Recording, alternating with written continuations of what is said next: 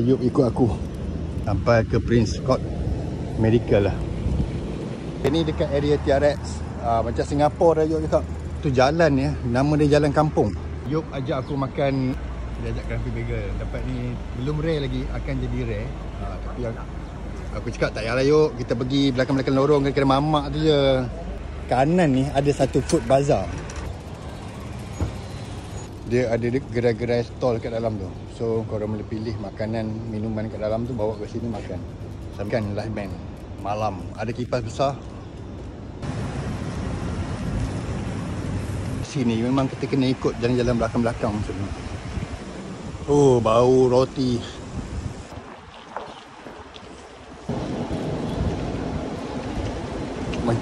Mencelah rayau. Apa nak kahwin hari-hari lah, boleh makan minum dekat nasi kahwin hari-hari ni.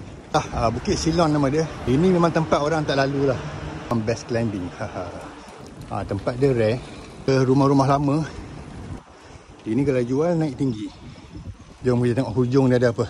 Okey, boleh tahan lah bukit ni. Boleh diiktiraf sebagai antara tempat training santai tengah-tengah KL. Ni ada cendawan ni. Ada rumah orang kaya. Dia macam U-turn je. Happy ending merayau ni adalah makan. Makan-makan, minum-minum. Tempat memang spot kebiasaan lah. Tapi best spot ni. Walaupun dah biasa, nak juga singgah.